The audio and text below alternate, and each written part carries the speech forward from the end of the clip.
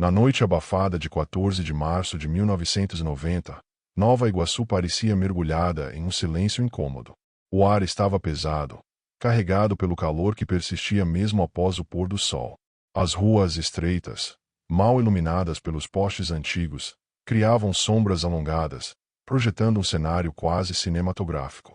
O som distante de um cachorro latindo e o chiado dos grilos quebravam o silêncio. Era o tipo de noite em que qualquer detalhe parecia prenunciar algo maior, algo que se escondia atrás do cotidiano comum.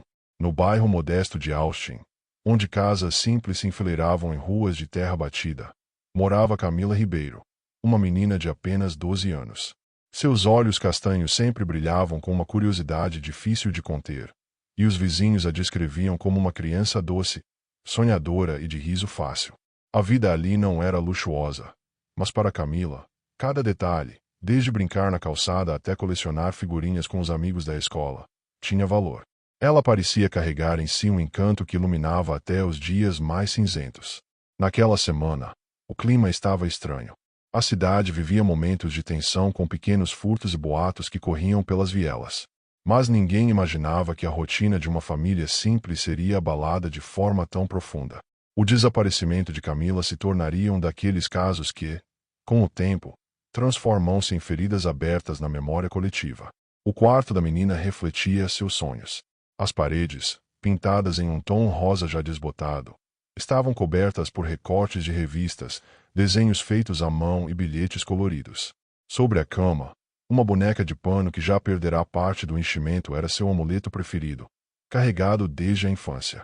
Os livros escolares se misturavam com cadernos de histórias que Camila inventava, como se já tentasse escrever um mundo próprio, paralelo ao que a cercava. Seus pais, Ana Lúcia e Marcos Ribeiro, trabalhavam duro para sustentar a casa. Ana fazia bolos para vender na vizinhança, enquanto Marcos era pedreiro.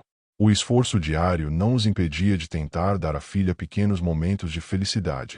Nas noites de sexta-feira, era costume juntarem-se na sala para assistir a filmes antigos, mesmo que a televisão falhasse e a antena precisasse ser ajustada a cada minuto. Era nesses detalhes que Camila sentia a segurança de um lar. A escola era outro refúgio para a menina. Professores a descreviam como atenciosa, curiosa e cheia de perguntas. Amava literatura infantil e sonhava em ser escritora. Seus colegas, no entanto, notavam que às vezes ela ficava pensativa, olhando pela janela como se esperasse algo que nunca chegava. Alguns diziam que Camila parecia carregar uma melancolia precoce, um olhar que escondia segredos maiores do que sua idade poderia sugerir. O bairro, apesar de humilde, tinha uma atmosfera comunitária.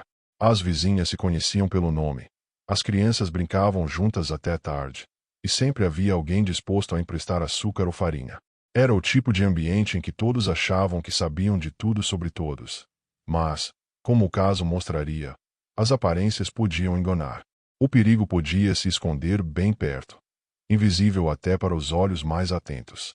Naquela noite de março, os detalhes que passariam despercebidos em qualquer outro dia ganhariam importância.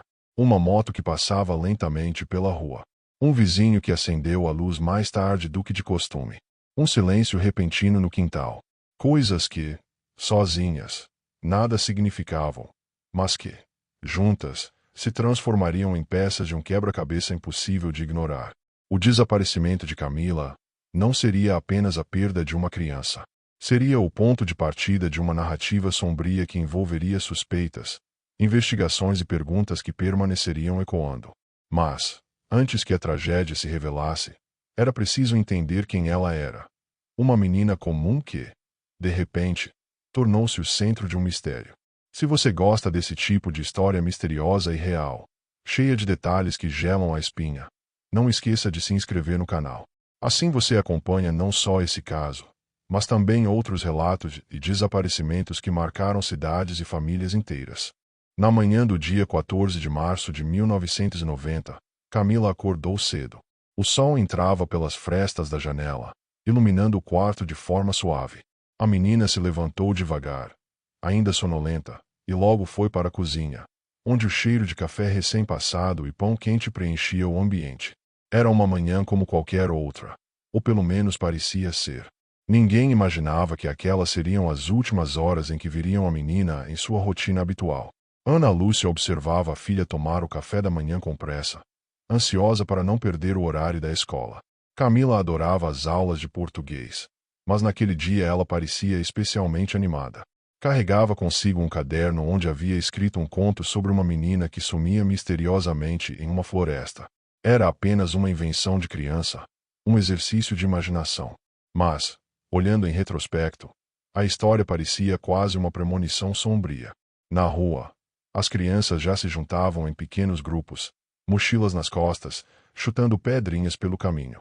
O som das conversas ecoava entre as casas. Camila se despediu da mãe com um beijo apressado e correu para alcançar os amigos.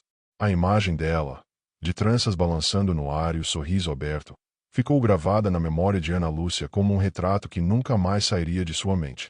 A escola municipal ficava a poucos quarteirões de casa. Era um prédio simples, com paredes pintadas de azul e uma quadra onde os alunos passavam o recreio. Camila se destacava entre as colegas por sua curiosidade e criatividade. Naquele dia, durante o intervalo, ela mostrou a algumas amigas o conto que havia escrito. Riam, discutiam, inventavam finais alternativos. Para elas, era apenas brincadeira. Para os adultos, depois, seria mais um detalhe inquietante de um caso já perturbador. O dia seguiu aparentemente normal. Após a saída da escola, por volta das 12h30, Camila caminhava com duas amigas até a esquina de sua rua. Uma delas contou mais tarde que se despediu primeiro, e a outra afirmou ter visto Camila entrar sozinha na viela que levava direto à sua casa. Era um trajeto curto, menos de 5 minutos a pé. Mas, a partir dali, a menina parecia ter simplesmente desaparecido no ar. À tarde, Ana Lúcia começou a estranhar a demora. A escola já havia terminado há horas, e Camila nunca costumava se atrasar. Tentou se acalmar pensando que a filha poderia estar brincando na casa de alguma amiga. Mas quando foi perguntar aos vizinhos, recebeu apenas respostas negativas. Ninguém havia visto a menina. O coração da mãe disparou em um ritmo desigual, e o pânico começou a tomar forma. Marcos chegou do trabalho e encontrou a esposa em desespero. Rapidamente, ambos começaram a percorrer o bairro, chamando pelo nome da filha em cada esquina, em cada beco, em cada quintal. Alguns vizinhos se juntaram à busca, mas não havia nenhum sinal. O tempo parecia correr mais rápido, e a cada minuto a angústia crescia. A noite logo cairia, e com ela, o medo.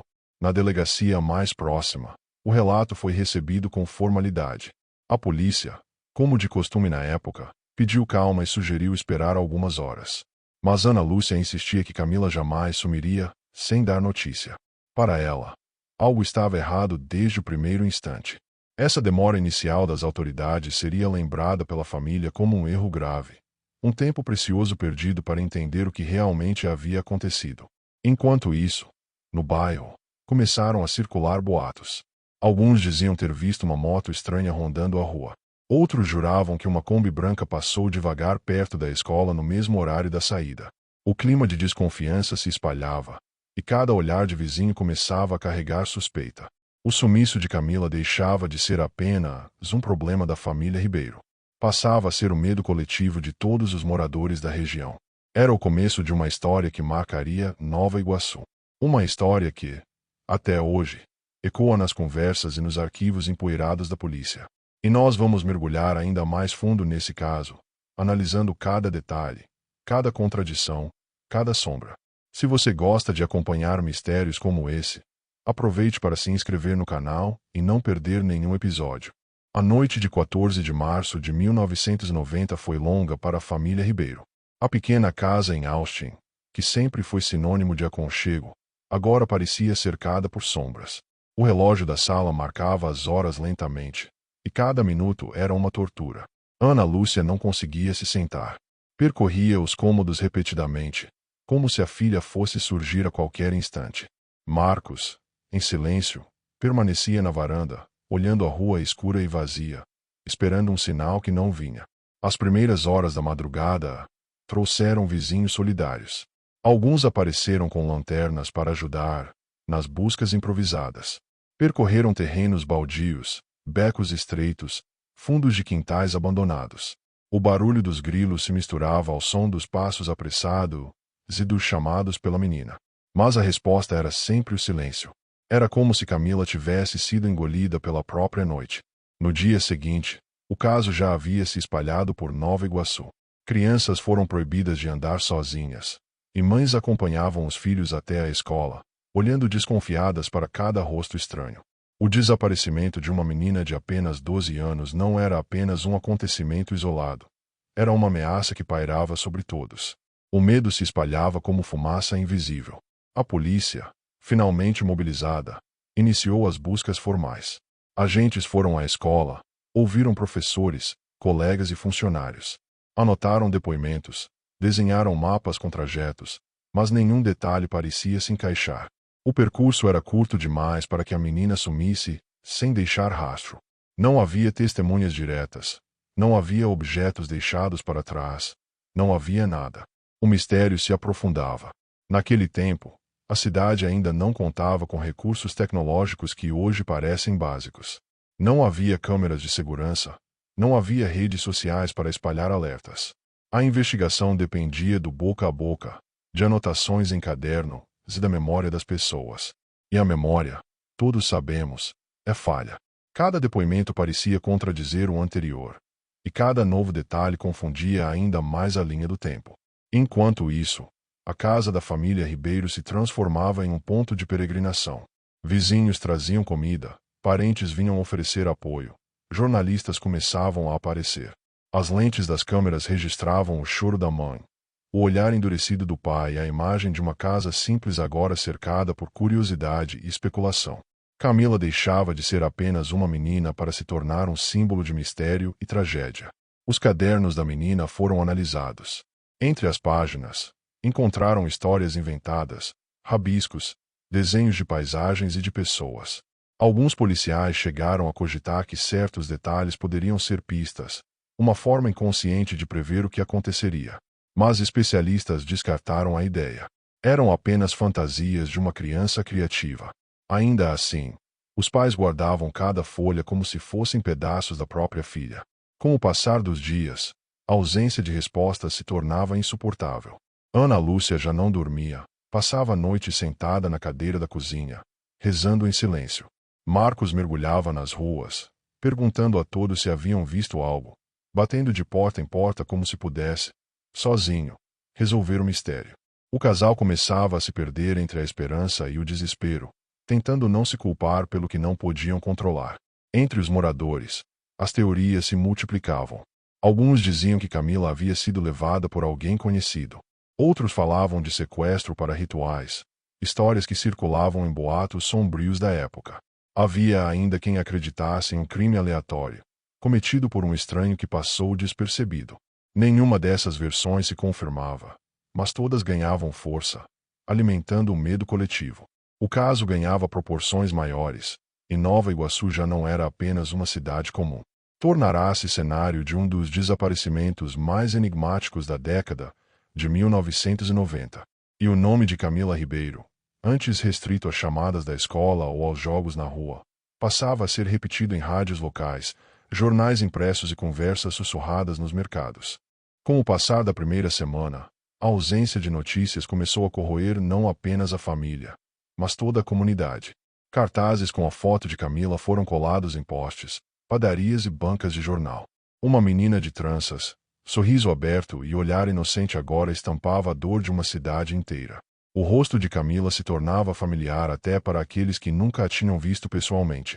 Ana Lúcia passava horas segurando um desses cartazes, como se fosse uma extensão do próprio corpo. Caminhava pelas ruas mostrando a foto, implorando por informações. Seu rosto estava cada vez mais abatido, marcado por olheiras profundas. Já Marcos, que sempre foi um homem de poucas palavras, se fechava ainda mais. O silêncio dele era pesado, carregado de frustração e impotência. A polícia seguia investigando, mas com pouco resultado. Os agentes voltaram várias vezes ao trajeto entre a escola e a casa. Revistaram becos, terrenos baldios e até córregos próximos. Nenhum vestígio. Era como se a menina tivesse atravessado um portal invisível, deixando apenas perguntas sem respostas. Em um desses terrenos baldios, Os vizinhos afirmaram ter visto roupas espalhadas dias antes. Quando os policiais chegaram, nada mais estava lá. As versões se contradiziam, mas alimentavam a ideia de que alguém, em algum lugar, sabia mais do que dizia. Esse silêncio coletivo começava a soar como cumplicidade ou medo. As rádios locais abriram espaço para o caso. Repórteres entrevistavam vizinhos, professores e colegas de classe. O nome de Camila ecoava nos alto-falantes, junto com a descrição de sua roupa no dia do desaparecimento. Uma saia azul marinho, uma blusa branca simples e sandálias de plástico. Detalhes que, repetidos incansavelmente, tentavam fixar a imagem da menina na memória da população. Naqueles dias, pequenos detalhes ganhavam dimensões aterrorizantes. Uma mochila esquecida em uma praça. Um caderno rasgado encontrado perto de um terreno. Um brinquedo abandonado em uma calçada. Tudo se tornava suspeito. Tudo parecia conectado ao mistério. Mas, ao fim, nada trazia respostas concretas. Enquanto isso, os amigos de Camila também sentiam o peso da ausência. A escola organizou uma pequena homenagem, deixando uma cadeira vazia na sala de aula. Para muitos colegas, era a primeira vez que confrontavam a ideia da morte ou do desaparecimento. E o vazio daquela cadeira se tornava um símbolo que gelava até os corações mais jovens. As noites em Austin estavam diferentes. Poucas crianças ainda brincavam na rua. As janelas se fechavam mais cedo, e o som habitual das conversas de vizinhos foi substituído por sussurros. O medo havia se instalado de forma definitiva. Na mente de Ana Lúcia, uma pergunta não saía. Como sua filha poderia ter sumido em um caminho tão curto? Aqueles poucos minutos entre a escola e casa pareciam um labirinto impossível. Ela se agarrava à esperança, mas cada dia sem resposta era mais um passo em direção ao abismo. Esse caso começava a ganhar contornos de lenda urbana, algo que ultrapassava o fato em si e se tornava parte da identidade da cidade. Mas, ao contrário de histórias inventadas, essa era real. Uma menina de carne e osso estava desaparecida. E cada detalhe parecia indicar que a verdade era mais sombria do que todos podiam imaginar. O tempo avançava, e o caso já completava um mês. A polícia ampliou as buscas para bairros vizinhos, mas o rastro de Camila permanecia inexistente. A ausência de provas concretas deixava os investigadores cada vez mais frustrados. O inquérito se tornava um amontoado de papéis, com depoimentos contraditórios e hipóteses vagas. Foi nesse período que surgiram as primeiras testemunhas que afirmaram ter visto uma Kombi branca rondando a região no dia do desaparecimento. A descrição era sempre a mesma. Veículo antigo, com pintura desgastada, que circulava devagar demais perto da escola. Porém, ninguém conseguiu anotar a placa. E sem placa, era como procurar uma agulha em um palheiro.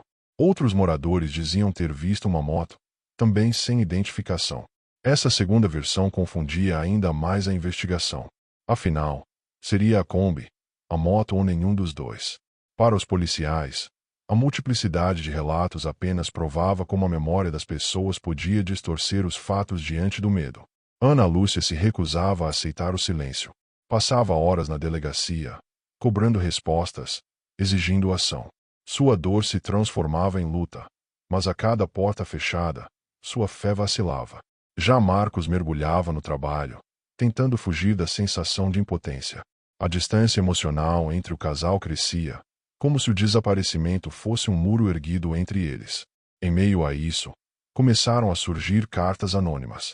Bilhetes deixados na porta da família, escritos com letras tremidas, que diziam saber onde Camila estava. Algumas mencionavam lugares específicos, outras apenas faziam ameaças veladas. Cada carta era entregue à polícia, mas nenhuma levou a uma pista real. Eram apenas ecos cruéis de alguém que se divertia com o sofrimento alheio. As cartas aumentavam o clima de paranoia. Quem seria capaz de tamanha maldade? Seria alguém próximo?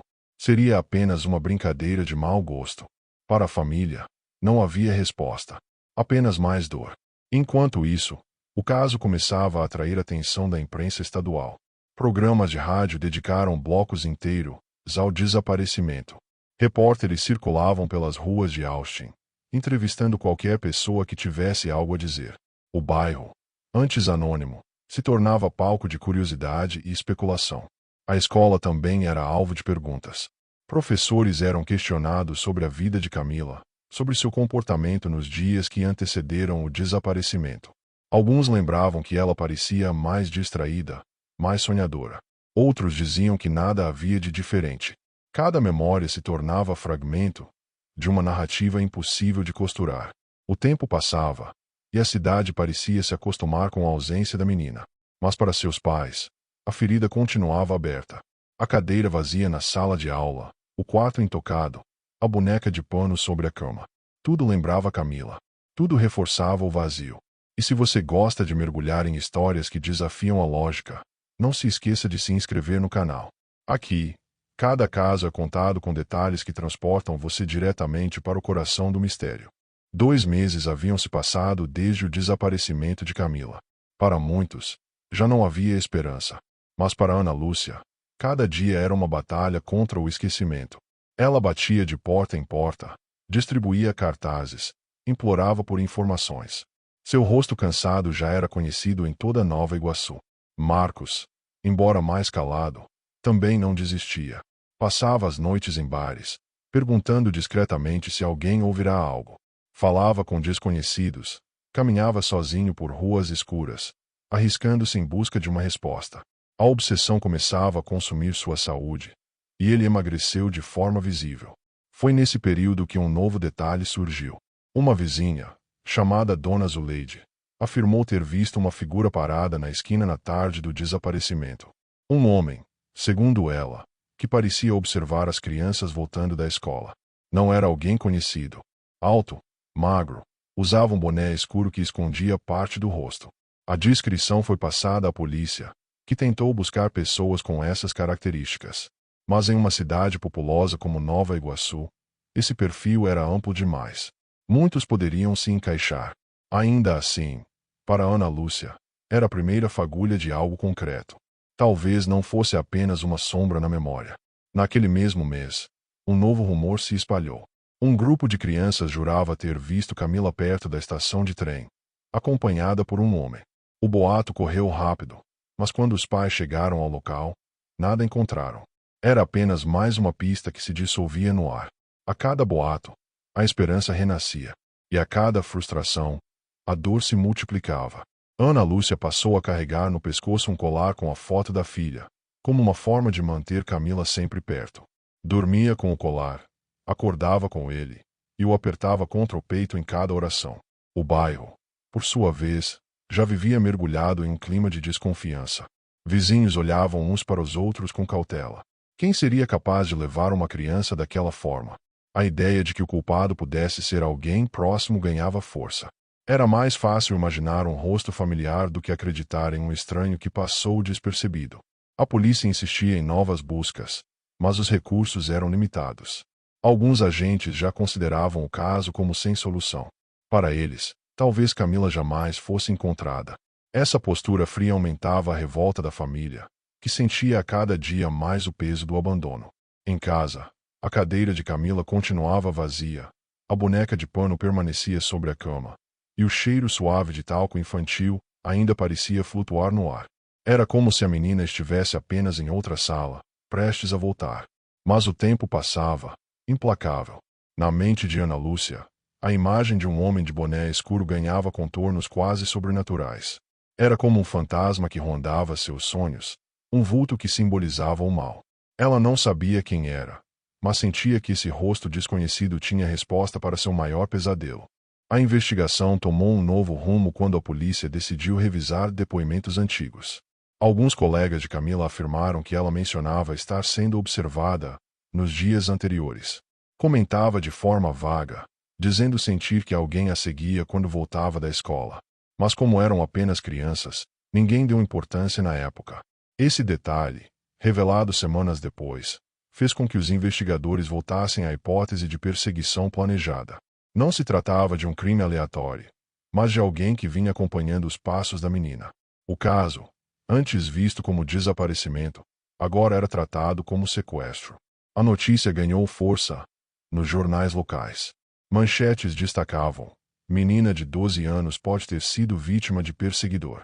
O público reagiu com indignação, mas também com medo. Muitas famílias passaram a proibir que seus filhos saíssem sozinhos, alterando a rotina da cidade. Enquanto isso, Ana Lúcia colecionava cadernos com recortes de jornal. Cada linha impressa era guardada como se fosse pista de um quebra-cabeça. Para ela, cada palavra poderia conter uma chave para encontrar sua filha.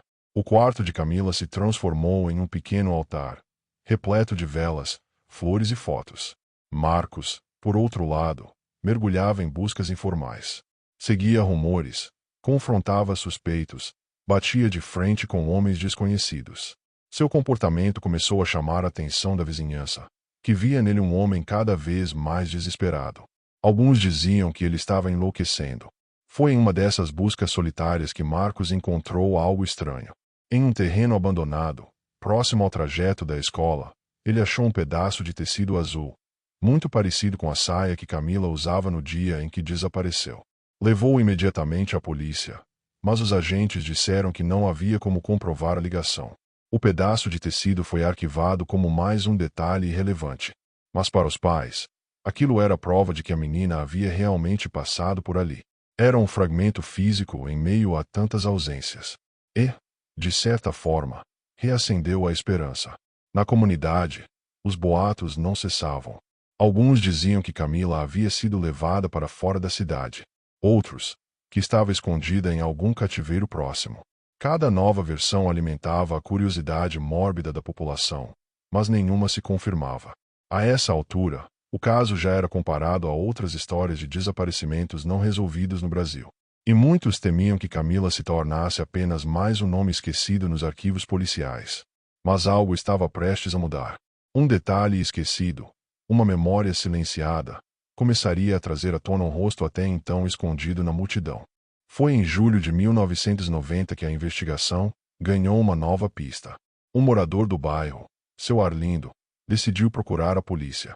Ele relatou que, no dia do desaparecimento, viu uma Kombi branca parada próxima à esquina da escola. Dentro do veículo, um homem observava as crianças. A descrição batia com o relato de outros moradores. Mas o detalhe que chamou a atenção foi o rosto que ele afirmou ter visto. Segundo Arlindo, o homem era conhecido na região. Trabalhava como vendedor ambulante, vendendo balas e pequenos brinquedos em feiras e praças. O nome surgiu pela primeira vez nos autos: Jorge Batista.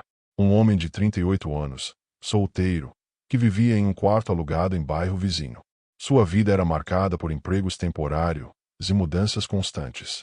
Pouco se sabia sobre ele, exceto que era quieto e mantinha distância dos vizinhos. A polícia decidiu investigar. Foram até o local onde Jorge morava, mas encontraram apenas um quarto vazio. O homem havia desaparecido semanas antes, deixando para trás roupas velhas, alguns cadernos rabiscados e uma caixa de brinquedos usados. Entre os cadernos, havia anotações estranhas, frases sem sentido, desenhos de crianças e descrições de ruas do bairro de Austin. Os investigadores ficaram perturbados. Não havia provas diretas, mas a coincidência era sombria demais para ser ignorada. Quando a notícia se espalhou, o bairro entrou em pânico. Todos se lembravam de já ter visto Jorge circulando com sua Kombi.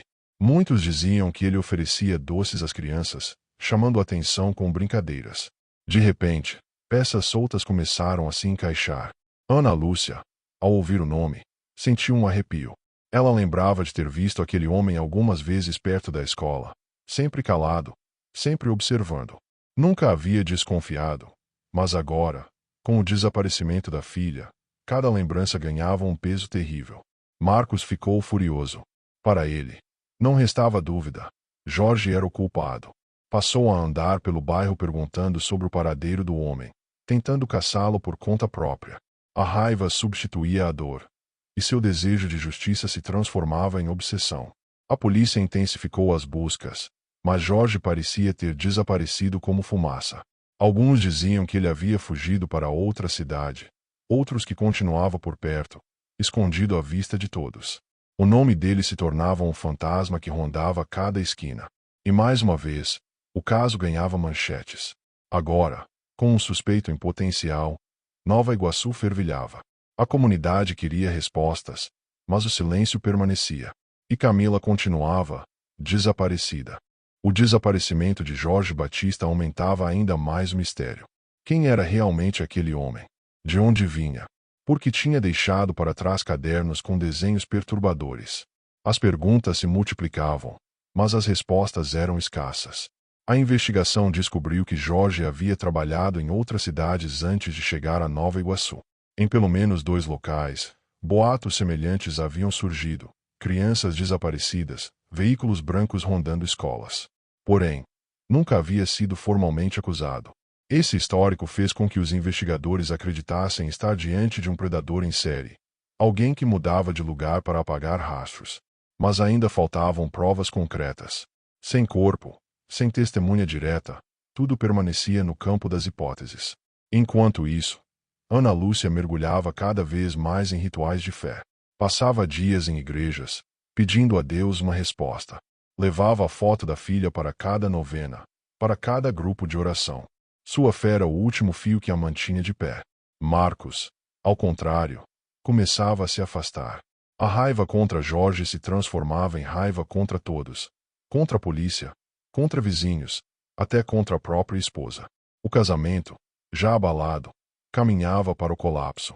O desaparecimento não apenas levará a filha, mas também destruía lentamente a família. No bairro, algumas pessoas acreditavam que Camila ainda estava viva, talvez escondida em algum lugar. Outras diziam que ela já havia sido levada para longe. O mistério dividia opiniões, mas unia a todos no medo. Ninguém confiava em ninguém. Foi nesse clima que uma nova pista surgiu. Uma senhora relatou que, dias após o desaparecimento, viu a Kombi branca estacionada perto de um matagal na saída da cidade. Na época, não deu importância. Mas, diante das revelações, lembrou do detalhe. A polícia foi até o local, mas encontrou apenas restos de fogueira e objetos queimados. Entre as cinzas, restos de tecido e plástico derretido. Não havia como saber a origem. Era mais uma pista que levantava suspeitas sem trazer respostas definitivas. Mesmo assim, o nome de Jorge Batista se tornava cada vez mais associado ao desaparecimento. Para a população, ele já era o culpado. Para a polícia, ele era apenas suspeito. Mas, no coração da família Ribeiro, não havia dúvidas. Aquele homem tinha destruído suas vidas.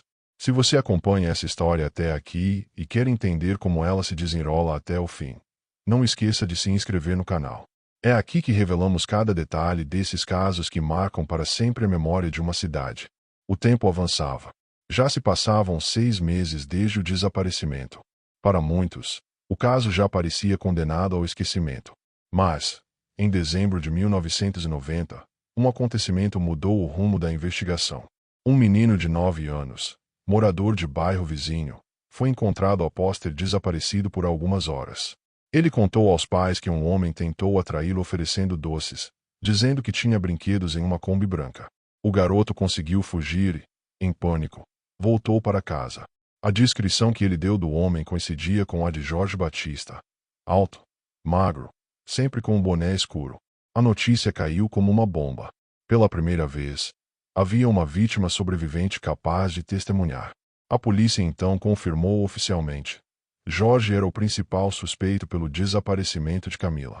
O caso, que até então estava em uma névoa de incerteza, agora ganhava contornos claros. Mas ainda havia um problema. Ninguém sabia onde Jorge estava. Ana Lúcia chorava ao ouvir a história do menino. O relato dela era claro. Se ele conseguiu escapar, minha filha também pode estar viva em algum lugar. Essa esperança renovada deu forças à mãe para continuar. Marcos, porém, queria vingança. A ideia de que Jorge ainda circulava livre, talvez rindo da dor de todos, o consumia.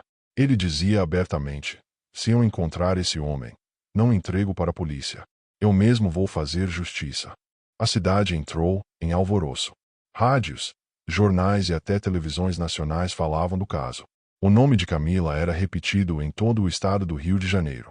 A história da menina de 12 anos desaparecida em Nova Iguaçu já era conhecida muito além das fronteiras da cidade. A polícia organizou buscas mais intensas, distribuindo retratos falados de Jorge. Blitz foram montadas nas saídas da cidade.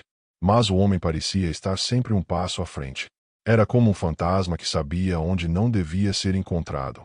Enquanto isso, os boatos se intensificavam. Alguns diziam que Jorge tinha cúmplices. Outros acreditavam que ele se escondia em casas abandonadas. A tensão aumentava, e a população clamava por respostas.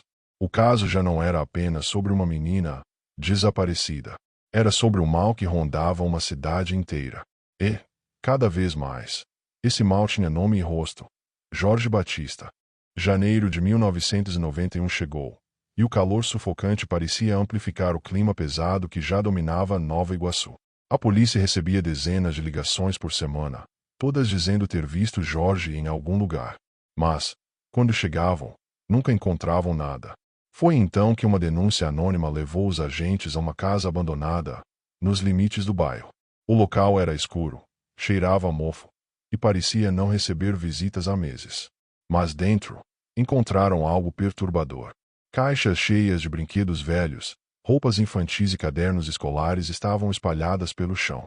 Em uma das paredes, rabiscos e desenhos de crianças haviam sido colados, como se fossem parte de uma coleção. Era um santuário macabro. Entre os objetos, havia um caderno com o nome Camila rabiscado na capa. As páginas estavam manchadas, mas era inegável: o caderno pertencia à menina. A prova que todos temiam finalmente havia surgido. A casa foi imediatamente isolada, e a notícia se espalhou como fogo. Para a família, era a confirmação de que Jorge tinha levado Camila até ali. Mas a ausência da menina continuava sendo um vazio insuportável. Onde ela estava agora? Ana Lúcia desabou ao ver o caderno. Marcos, por sua vez, se transformou em fúria pura.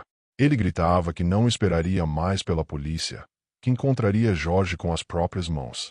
Sua sanidade parecia se esfarelar a cada minuto. A polícia intensificou a caçada. Retratos falados de Jorge foram espalhados por todo o estado. O suspeito se tornará o homem mais procurado da região. Mas, misteriosamente, ele continuava desaparecido. Os jornais estampavam manchetes em letras garrafais. A cada edição, a pressão aumentava. A comunidade queria justiça. A família queria respostas. E a polícia, acuada, se via diante de um dos maiores fracassos de sua história. Mesmo sem notícias de Camila, aquele achado mudava tudo. Agora havia provas concretas. Agora havia a certeza de que Jorge não era apenas suspeito, mas o verdadeiro vilão daquela história. Mas a pergunta que permanecia era: Camila ainda estava viva? As buscas se intensificaram ao longo de 1991. Policiais vasculharam matagais, rios, casas abandonadas e até cemitérios clandestinos. Mas Jorge Batista continuava um fantasma inalcançável. Alguns diziam que ele havia fugido para outra cidade, outros que vivia escondido entre moradores de rua. Mas, para Ana Lúcia, ele nunca tinha ido longe. Ela acreditava que Jorge continuava por perto, rindo do sofrimento da família. Foi nesse período que um novo detalhe veio à tona. Um antigo vizinho de Jorge contou que, pouco antes de desaparecer, ele costumava anotar nomes de crianças em pedaços de papel. Guardava esses bilhetes em caixas, junto com brinquedos. Esse relato reforçava ainda mais a imagem de um predador meticuloso, que planejava cada movimento. Marcos não suportava mais esperar. Passou a caçar Jorge por conta própria, armado com uma faca que levava escondida. Caminhava pelas ruas altas horas da noite, como se pudesse encontrá-lo a qualquer instante. O medo se transformava em desejo de vingança. Enquanto isso, a polícia recebia informações de que Jorge havia sido visto em municípios vizinhos, como Mesquita e Belfort Roxo. Cada nova pista mobilizava equipes, mas sempre terminava em frustração. O homem parecia ter o dom de desaparecer. Na mídia, o caso já era tratado como um mistério de Camila Ribeiro. Programas de televisão sensacionalistas exploravam cada detalhe, entrevistando familiares, vizinhos e especialistas. A história ganhava contornos quase míticos. Ana Lúcia, porém, resistia a esse espetáculo. Para ela, Camila não era uma manchete. Era sua filha, de apenas 12 anos, que precisava voltar para casa. Ela continuava firme, participando de protestos, caminhadas e reuniões com autoridades. Sua voz se tornará símbolo da luta contra o descaso. Marcos, cada vez mais consumido pela raiva, começou a se afastar até mesmo da esposa. Dormia fora de casa, voltava dias depois, sempre com o olhar perdido. O desaparecimento não só levou a filha, mas também destruía o amor que um dia uniu aquele casal. O caso, porém, ainda estava longe do fim. E um detalhe inesperado, descoberto em uma noite de agosto, faria a cidade inteira tremer novamente. Era uma noite chuvosa quando a polícia recebeu uma ligação anônima. A voz, rouca e tensa, dizia apenas: se querem encontrar Jorge, procurem no barracão perto da linha do trem. Imediatamente, uma equipe foi até o local indicado. O barracão, abandonado havia anos, servia de abrigo para moradores de rua. O cheiro de madeira úmida e ferrugem impregnava o ar. Ao entrar, os policiais encontraram vestígios recentes, restos de comida, roupas velhas e um colchão gasto. Jorge havia estado ali, mas não estava mais.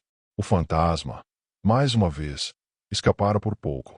Entre os objetos deixados para trás, havia uma pasta plástica. Dentro dela, recortes de jornais sobre o desaparecimento de Camila. Jorge colecionava cada notícia, cada detalhe sobre o caso.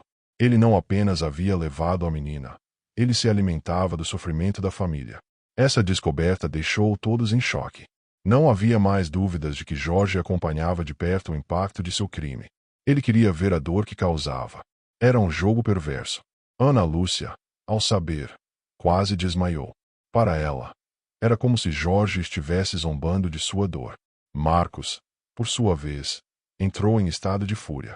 Dizia que mataria o homem com as próprias mãos, sem pensar em consequências. O bairro de Austin se tornou um lugar de medo constante. Pais não deixavam mais crianças brincarem na rua. Portas e janelas eram trancadas cedo. O nome de Jorge Batista já não era apenas o de um suspeito, mas o de uma lenda sombria, um verdadeiro monstro vivo. A polícia reforçou as buscas, mas a cada nova pista, Jorge desaparecia. Era como se tivesse olhos em todos os lugares, como se soubesse de antemão cada passo dos investigadores. E assim, o caso chegava ao fim daquela fase. Camila continuava desaparecida. Jorge permanecia foragido. E a família Ribeiro seguia mergulhada em um luto sem corpo, em uma dor sem fim. A história de Camila não era apenas sobre uma menina desaparecida. Era sobre o mal que pode morar na sombra de qualquer rua, em qualquer cidade, em qualquer tempo. E, em 1991, Nova Iguaçu ainda aprenderia que alguns fantasmas nunca desaparecem.